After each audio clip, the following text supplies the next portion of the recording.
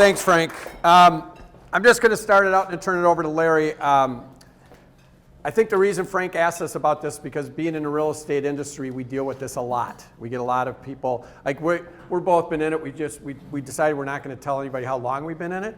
But now our past clients' kids are getting referred to us, and then our past clients are calling us about their parents and helping them transition into these things. Both of us have experienced this with our parents, so I think Frank thought that it was a good fit for us to be able to talk to it. We threw this thing together. A perfect example of getting older is you screw up the guest speakers. So, right? So we had to fill it for him and bail the guy out, so that's what we're here to do. All right, so just by show of hands, how many here in the audience today either have already dealt with an aging loved one who has transitioned out of a home or townhome, or are in the process currently of that transition, or you know that that is on your horizon? Just show of hands. All right, so you can see it's a significant group. We tried to do a little spin on the fact that this month is Valentine's Day in February, so they love me not, and Frank said, well, what does that actually mean? And there's kind of a multiple theme, if you will, to our presentation today. One is the fact that we're all at some point, if we haven't already, going to be facing this challenge, in many cases, challenge with loved ones. And so how can we help manage that with them to make the transition easier? The sub-theme of this is every one of us looking in the mirror, because this is also going to impact each and every one of us relative to our kids. Do they love me? In other words, are they going to make this process simple? Because Tony and I have both been through this a number of times with many clients, and there are ways, and there are clients of ours that have made it incredibly easy on their family. And then there's the other side of the spectrum as well. The people who say, Larry, Tony, I don't care what you tell me, I am never moving out of my house. They are taking me out in the coffin, right? So we acknowledge right up front that this isn't going to work for everyone. However, Tony and I could talk for hours and hours about experiences we've had with people, and we just want to share some of the nuggets to at least generate some conversation and maybe share some things that can be helpful for you in the transition. And so what we want to do is kind of go through different stages of this and things that we think are important. We can follow up, anybody can follow up with us after this, and we've got a handout we can give you and stuff like that. But the first thing we wanted to cover was starting early and planning ahead. We've experienced many, many times that if you wait too long, you know, it can really become a nightmare. I'm going through it right now with my mother. And it is not a fun environment because she waited to the point where she just had to move out of her house. So the earlier you can have these conversations with your loved ones, and maybe somebody could volunteer to have it with Frank. We could, it makes a big difference. I mean, getting them engaged and having them involved in the decisions that are getting made, having them going through stuff. Example is my mother went from a 2,800 square foot house to a 1,000 square foot apartment, but she wanted to bring everything. Everything was emotionally attached to her, and she had a very difficult time with letting go of any of it. And so the sooner you can engage this conversation and get people involved in it, the better off you're going to be. You avoid the last minute stuff where you literally have to make decisions for them and then they're not happy with you. And then the other thing we wanted to talk about was establishing things like trusts and wills, getting power of attorney set up, finding the legal advice, the right people to help you through that. This is huge stuff, you guys, because they're going to take their money if you don't. This stuff is not cheap. So if you want to go. So another part of this is that we have, or our loved ones have, two options. You can either be, or they can either be proactive, or they can be reactive. We would like and prefer, as the family members, and I'm going to say every one of us who is going to be helping one of our family members, it is going to be incredibly easier for for your loved one to help be proactive as opposed to reactive. Lori, if I could, I'm just going to call you out. Lori Polkerbeck just shared a story with me where her mother unfortunately had some health issues that came on somewhat unexpectedly. And so their whole experience, or a majority of it, was reactive. In other words, something happens and now we immediately have to make a decision. Oh, do we have a will? Oh, we don't have a will. Now we have probate. Now we have all of these things. Oh, we don't have plans.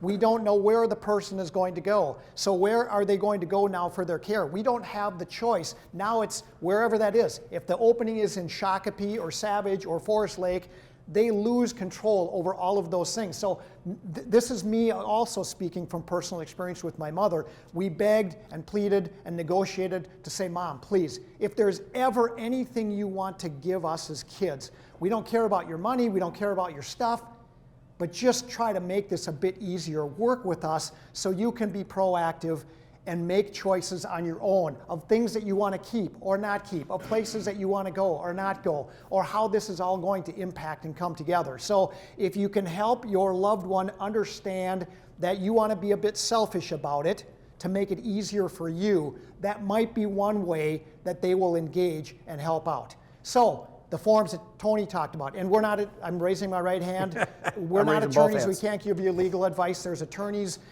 in the organization that you can reach out to. Some of the things that you'll hear about, though, are wills and trusts, powers of attorney, healthcare powers of directives and things, all terms that you've heard before, and those all fit in that bucket of being proactive.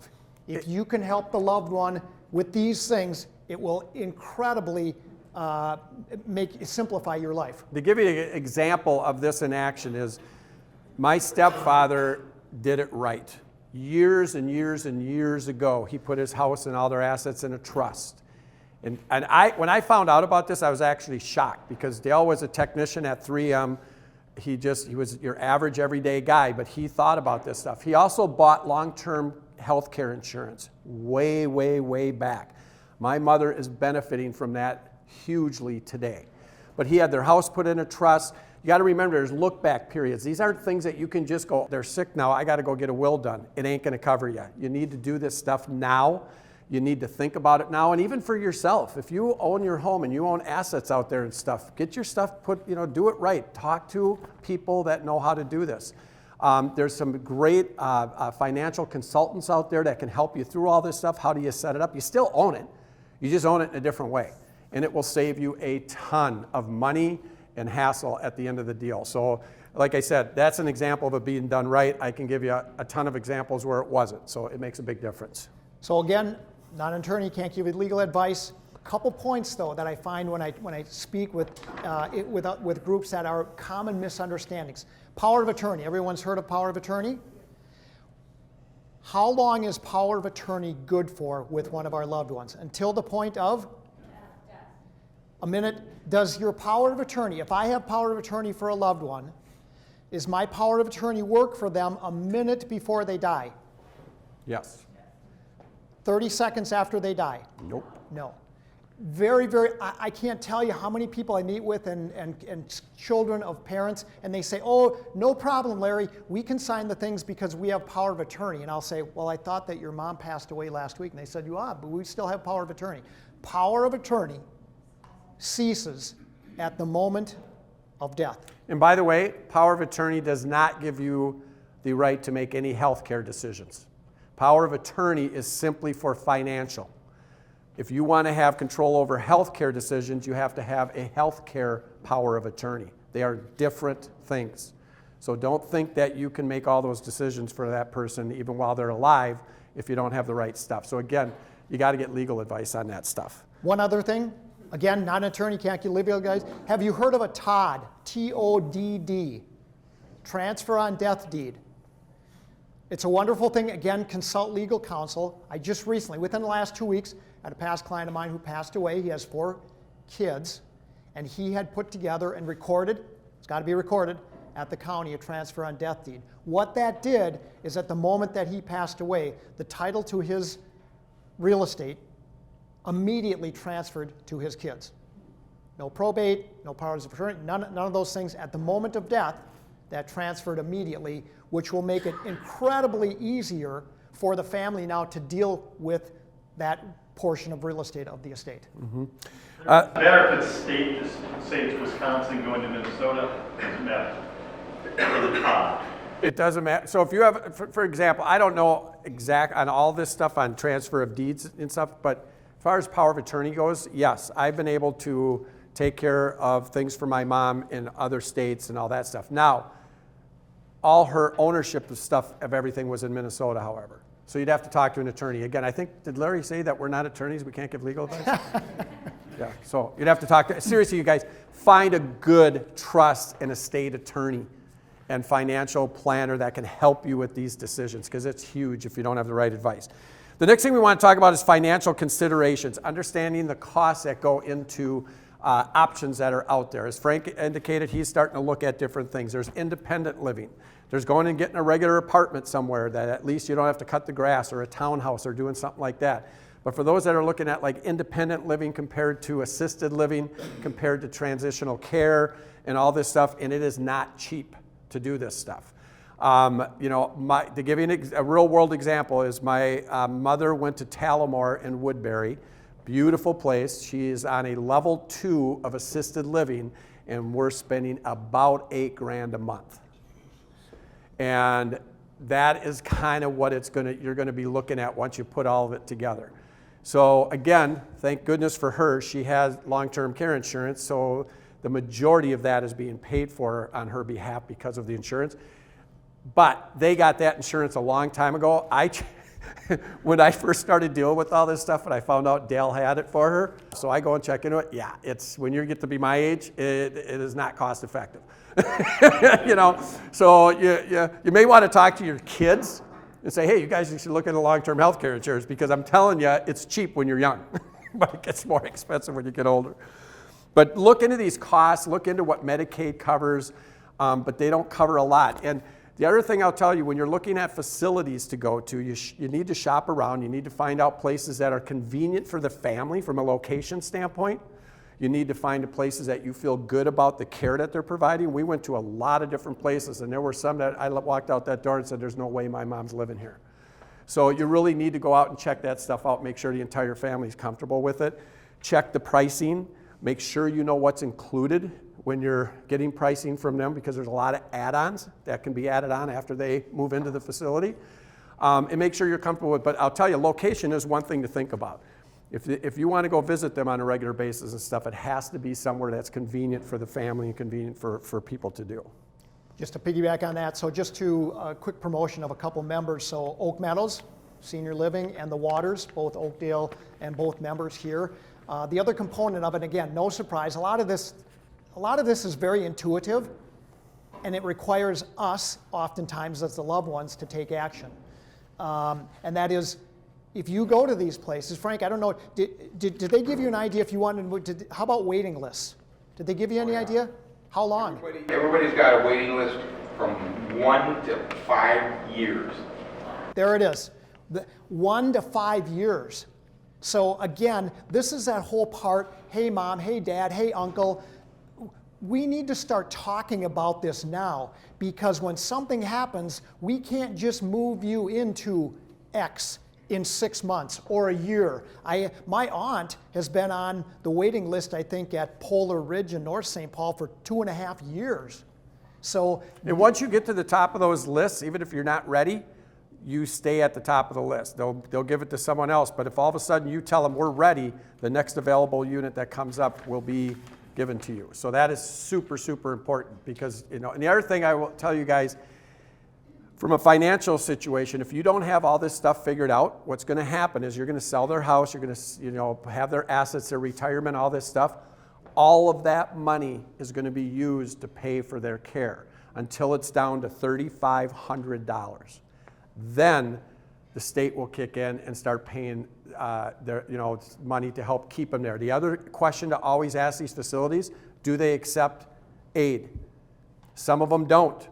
So if you're in a facility that doesn't accept aid and the folks spend all their money down, you have to move them, because some of the facilities do not accept the state aid program. So just another thing to think about while you're looking out there.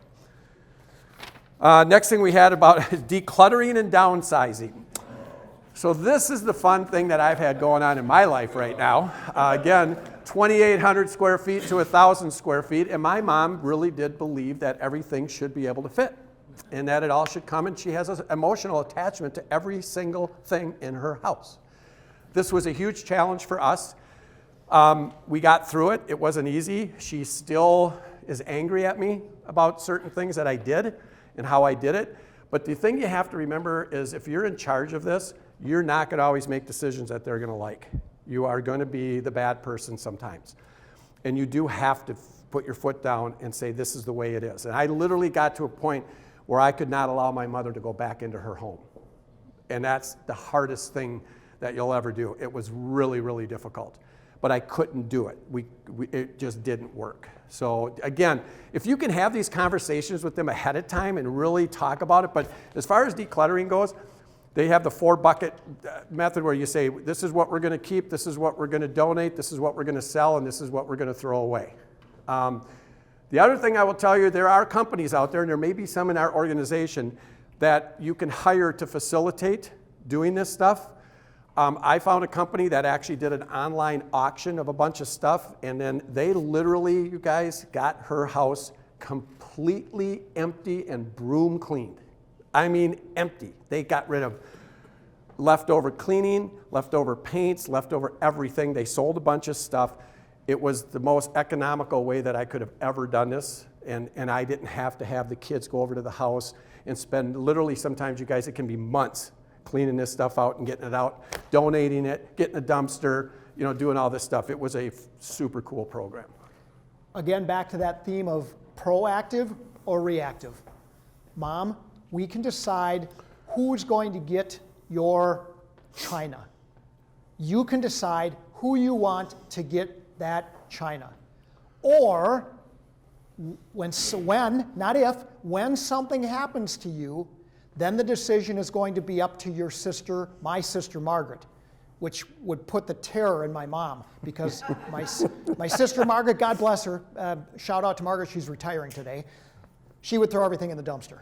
And my mom knew that, right? So that was one of the leverage points. We said, Mom, decide who you want. Do you want an aunt or an uncle or a niece or nephew? Let's give those items to those people now, and you'll know where they're going to be. They're going to be in a good home that is comfortable for you. So again, another component of that decluttering, downsizing. And again, as Tony mentioned, none of us want to part with our stuff. But at least if they're proactive, they have the option, they have the choice, they have the decision where it's going to go. And what he just hit on, the other thing that you got to remember, you guys, this can cause a lot of problems within your family. This can be a major contested, argumentative thing with siblings and other people that are involved in this deal, so be very, very conscious of that. And that's, again, try to get this stuff done early. Quick example, I was power of attorney for my great aunt, and she basically raised my mom and her 2 sisters. And when I was taking care of her, she ended up going to Oak Meadows here in Oakdale. The last 5 years, I told her, I go, you have to help me out here because I know this is going to be an issue when you pass, that the girls are going to be fighting over your stuff. And I knew that was going to happen, my mother included. And so what I did is I went with my aunt and I went around her entire apartment, and every single thing in that apartment, I put on a piece of paper and I said, if they don't agree, who gets it? And it took days and days to do this. And I had her sign it. I had it witnessed by somebody at Oak Meadows. And guess what? Auntie passes. We have the reading of the will at her apartment. The girls are already arguing, and my aunt had a lot of money. The girls got a lot of money out of this deal, right? But they still were fighting over the stuff in the house. So I literally, you guys, got up after the will was read. I had 3 copies of this form. I handed them each one of it. And again, this is my mom, okay? And I said, you guys, I'm going to leave right now.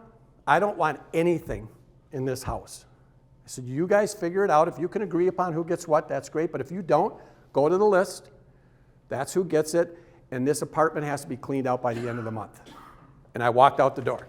And it worked. I mean, they actually were able to get all this stuff done, you know. The only thing I told my aunt was the first female Ramsey County sheriff. She was tough as nails. And she always asked me, what do you want? What do you want? I said, I don't want you leaving me any money because that's just going to create a whole mess with these girls. I said, but one thing I do want is I want your badge, right? And she said, so does everybody else. This is the honest God truth. So what she did is for Christmas, she gave me a framed photo of her standing by her police card and the badge in this beautifully framed deal, and she gave it to me for Christmas. So no one could take it away. I still have it hanging up in my living room. It's the coolest thing ever. But again, she thought ahead. She planned ahead and knew what she wanted her stuff and where she wanted it to go. The sub-theme again, yes, loved ones, look yourself in the mirror. What things do you have? What things might you be able to get rid of? I know everyone is completely different than me. I've lived in my house for 30 years now, and somehow I went from an amazingly empty house to 30 years later having stuff everywhere. I don't know, how does it happen? Is it magic? Is it David Copperfield? How did all those things get to our house? One little item at a time. Start early. I'm talking to everyone here that's looking in the mirror. Yes, we can talk about our loved ones, but it starts with us. If you haven't gone through, start in a room, start in a closet, start in a dresser, start removing some of those things to not leave this great, big, huge job and process either to you or your loved ones. Again, remember, when you're sitting there and it's your loved ones, your kids, my son has said very clearly, Dad, I don't want anything yours. So I think, okay, I can make his life miserable after we pass or we're incapacitated and can't do it, or we can be proactive and start getting rid of some of these things, downsizing. It's never too early, but remember, it's going to rest with you as well. And if you can go in, if there's stuff you want that's in your folks' house, go and ask them for it and get it out of there.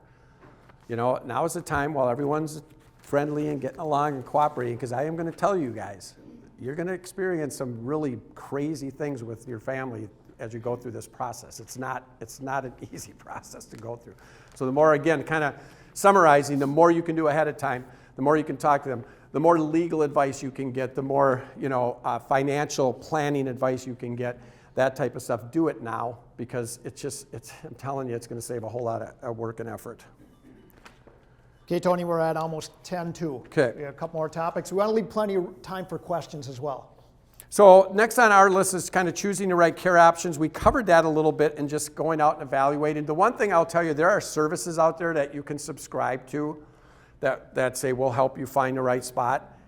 Be really careful about subscribing to those services, because you will be on a list and you will be getting bombarded with all the things, all these companies and everyone reaching out, and they get a referral fee if you go to the place that they recommend.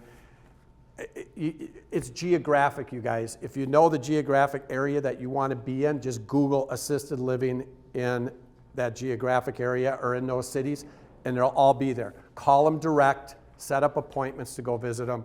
Don't go through these services. And I hope we don't have one of these services as a member.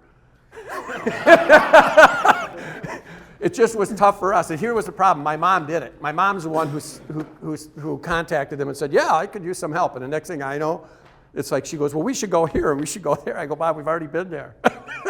So anyway. All right, so the last little part, and we've touched on it throughout, and that is, this is a highly emotionally charged environment. And Tony and I would be very short-sighted if we were to stand up here and quasi-preach to say, oh, if you just do this early, everything is going to be fine, everyone's going to get along wonderfully. The reality is that won't necessarily happen. I hope that it does. I hope that your parents or your loved ones will take your nurturing and know that it's coming from your heart, that you're really trying to help them. However, there are going to be people who just will refuse your help. They are going to be stubborn. They will be curmudgeons. They will not want to help. They don't care what you think or what's going to happen to you after they pass or after they move. So understand, you can only do so much. And at some point, you may just have to wash your hands. Unfortunately, we've seen that. We've seen that. I had a client a year or so, they had 2 sons, both of them lived out of town, and they tried, and they tried. And mom just refused to do anything. The 2 boys, unfortunately, ended up just walking away and saying, "Good luck to you, Mom," which sounds terrible. You know what mom was left with? A social worker. And by the way, that happens. That will happen. My older sister had a severe brain injury accident, and I'm lucky enough to be her power of attorney. And yes, the counties come in and they take over, and they charge, and they don't have any emotional connection to this deal at all. It's not the way to go. You know, one other thing I'll tell you too is talk to your loved ones about going into a I hate to use the word facility because it sounds community. Into a community early. I will tell you, where my mother is, if she would have been there 5 years ago, she would have thrived. She loves to paint. She loves to teach people how to paint. She could have done classes. She could have had this community. I'm telling you, it's vibrant. It is. They've got things going on all the time. There's connections being made. Get in there early. I mean, honestly, Frank is talking about going into independent living, but it's within those communities. And what a great lifestyle, you guys, I'm telling you. And the independent stuff isn't that expensive. When you really narrow down the numbers, you're not paying for any care services or anything like that. You're basically renting an apartment. But it's a community, it's a lifestyle. And if you can do it early, and then here's the other beautiful thing. When all of a sudden the time comes that they need the help, they don't leave. They don't leave their apartment. They don't do anything. They just transition into what is next in their life. So the earlier you can get them into something like that, the better off you are. I wish and pray, I wish my mother would have done it earlier because she would have thrived. She physically now can't. She can't leave her apartment. So basically to her, it's prison, you know? But these communities are fantastic.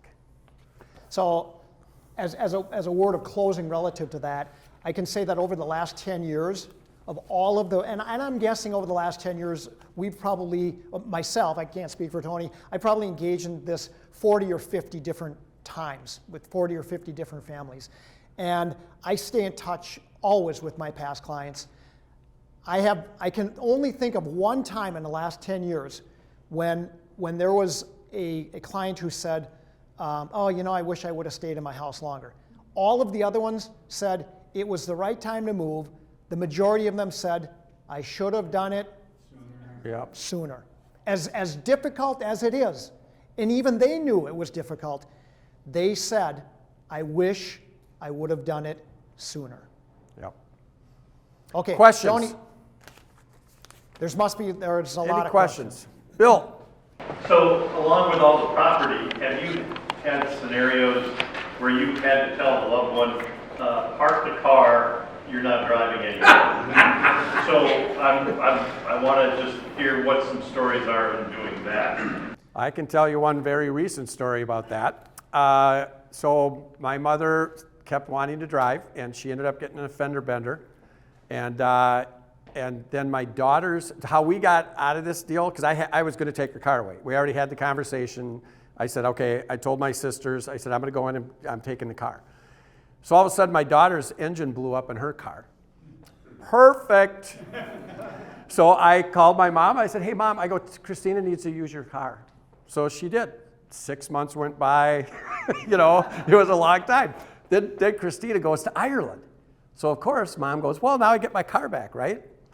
And I had to have the conversation with her. I just said, no, you can't safely drive anymore. And here's the thing, you guys, as power of attorney, I can be held legally responsible if I let her drive that car and she goes out and kills somebody. So if you guys are going to be power of attorney for somebody, make sure you understand the potential risks.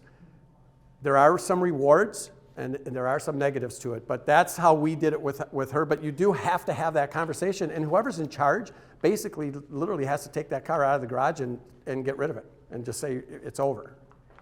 I shouldn't belabor it. I'm just going to say, though, Bill, I was relatively fortunate. My dad reached at age 90.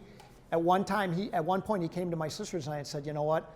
I just don't feel comfortable and safe driving anymore. He said, I'm not driving anymore. That was utopian. My mom, on the other hand, no way, no how, right? The point I'm making here is that each one of us, if you're in that position with your loved one, you know what their personality is. My mom, we had to go to the extent of saying, here's the thing, Mom. If you are out driving and you get in an accident and you get injured or kill yourself, that's okay. That sounds harsh. But my sisters and I said, Mom, here's what what won't work. If you're out driving and you get in an accident and you kill someone's 16-year-old son or daughter, we will put you out on 694 and let the semis drive over your body. We literally had that conversation. We said, do not do that. Do not be so selfish that you think that you're not going to have any car accident and you can still maneuver a car. Because if you don't and you're wrong and someone gets killed as a result of it, we'll never forgive you. I mean, we had to go to that point, and that was the point that my mom said, all right, I understand. And She didn't want to get run over on 694? it was, I know, it sounds brutal, but what I'm saying Any is that, in some Right? way, these are things you're going to face. Some people, it's going to be really easy. Other people, not so much. It's going to be, you will know the personality of the person. Any other that you're questions? dealing with. One more thing, I just want to know if Larry could come to Cambridge with me and meet my mother. I'll bring my sister. I'll bring my sister Margaret. Thank you.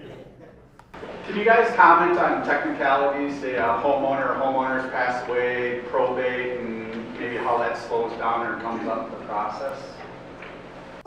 So it can be very simple. So if you're, again, seek legal advice because I'm not a attorney.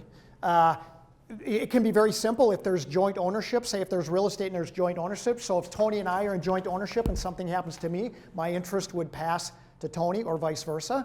There's also that Todd, that transfer on death deed that I could have and I could name Tony on the deed and Tony has no right to that interest in the property until I pass. The second that I pass, it automatically goes to Tony.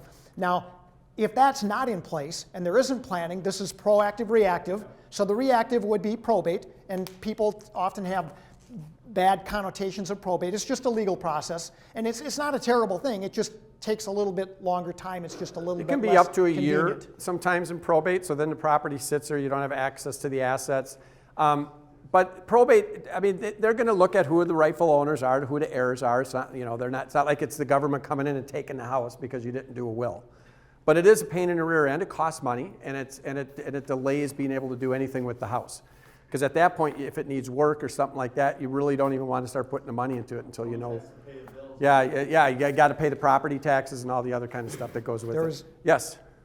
I can't go without saying, so Rachel Pressline, Community Thread, nonprofit organization. Those of you who don't know, we mobilize volunteers to meet community needs, and one way we do that is through a Thrive program for older adults, keeping them socially connected while living independently as they age. So as you're starting to make these decisions and have these conversations about independence in the home that they're currently in, as well as what it's going to look like as they transition into independent living, assisted living, other things, we're here to help keep them socially connected and as independent as possible with ride services, transportation provided by volunteers, as well as home chore services. Thank you very much. Yeah. There is an expert. Yep. We, not so much. Yeah. There is an expert. And I right just want to here. say Seniors Blue Book. If you haven't heard of it, it's a resource here in Minnesota. Go look it up online. Seniors Blue Book has lots of resources and information about independence as we age. Thank you. Great. Terry Furlong. Well, just cost basis. Does it change, at the time of death, does it go over real estate? Does it change that Todd, or is it all? Well, Because it could be generally speaking, the probate process is going to be a little bit more expensive than having a transfer on death deed, because a transfer on death deed, again, Tony and I pass, it immediately goes, they just need a certified copy of my death certificate and affidavit of survivorship, and the title goes immediately to Tony. If there's not that in place, then they have to probate, so they have to go through, there's notification, so there's more costs associated with the probate process. So it takes longer, and it's a little bit more expensive. Did that answer your question? No, it's more cost basis of the value of the property for the one that's receiving the property. Do they have that new property value at that time? Because it could be a tax consequence. Yeah, they're- yeah. So now again, I think he talked about us not being attorneys, but we're also not CPAs, so we can't give you accounting advice. However, yeah. He left. Oh, did he? All in here. So yes, there's going to be valuations done, and if it can't be done by, you can go out and get a real estate expert to come in and do a market analysis and give you advice that way. But sometimes if there's fighting amongst the siblings, then you have to hire appraisers, and you bring those in. In probate, they may hire an appraiser if they need to get a value out of it, that kind of stuff. So there are additional costs involved in going down that avenue. All right, did we get the hook? Oh, one more? Sorry, I forget. Typically, it's a step up in cost basis. Second, didn't know you're going to be talking about long-term care, but there's actually a lot of cool programs with long-term care. If that's sparked a nerve with anybody, I'm happy to talk sidebar. Yeah, I would highly recommend checking into that. There are really cool programs that whatever benefit pool you actually do pay for, say it's $300,000 over a 5-year period, that's in a partnership with the state to where once that resource runs out, you now only have to spend down to where you still have that $300,000 in the bank. The state recognizes that you went on the way to put that $300,000 towards this issue, if you call it that. And so instead of spending down $3,500, you can spend out $303,500. That is a conversation I would have, because that stuff is Yes. huge. If my mother didn't have her long-term care insurance right now, her entire everything would be gone. It'd be already gone, because she did a lot of in-home. We did a lot of in-home for a long time because she just would not leave the house. And we were bringing people in, and it was not cheap. That was $5,000 to $6,000 a month on its own. So Again, that's a great thing to do. This is why you want to talk to experts, not Tony and I on that. Yep. Seek expert advice on that, because there are a lot of things involved. Okay, drawings? Thank you.